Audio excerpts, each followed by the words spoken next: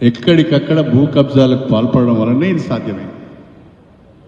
అమాయకులను బెదిరించి బ్లాక్మెయిల్ చేసి తప్పుడు పత్రాలు సృష్టించి అధికారులను లొంగ తీసుకొని అన్ని వాళ్ళ పేర్ల మీద పట్టాలు చేసుకున్నారు, వెంచర్స్ చేశారు.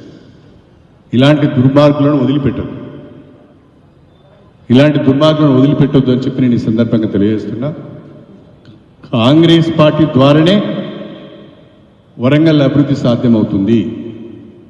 24వ తారీఖున కాంగ్రెస్ పార్టీ బహిరంగ సభలో గౌరవ ముఖ్యమంత్రి రేవంత్ రెడ్డి గారు చాలా స్పష్టంగా జిల్లా అభివృద్ధి పైన ఒక చక్కటి ప్రణాళికను మన ముందు పెట్టాడు.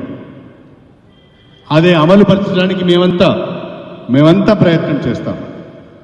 అందుకే జిల్లా ప్రజలను కోరుతున్నాను, కాంగ్రెస్ పార్టీని బలపరచండి, సోనియా గాంధీ గారి నాయకత్వాన్ని బలపరచండి, రేవంత్ రెడ్డి గారి నాయకత్వాన్ని బలపరచండి.